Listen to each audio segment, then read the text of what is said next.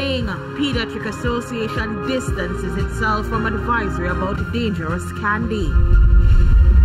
Back to driving school, public passenger operators to be recertified. And a Portland businessman's sentencing for the murder of his wife pushed back to September. Good evening and welcome to Primetime News on air and online at onespotmedia.com, and a special welcome to the viewers watching on TVJ International in the Cayman Islands. I'm Archibald Gordon. And I'm Janella Precious with a preview of what's to come in business news. Here's Andrea Chisholm.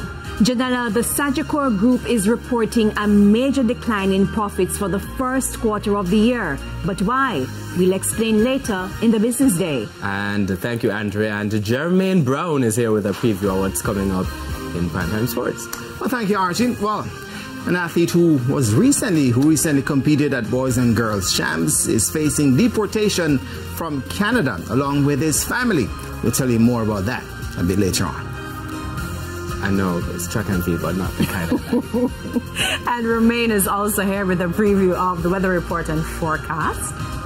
Thanks, Janella. We're still expecting dry conditions across the island this weekend, but the winds are expected to die down, so temperatures should feel slightly warmer than they have been feeling.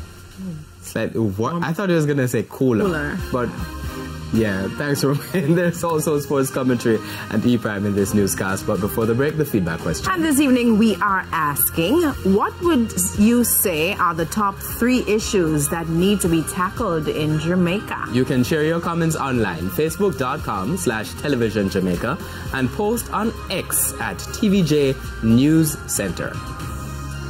Please stay with us. Primetime News returns after this break.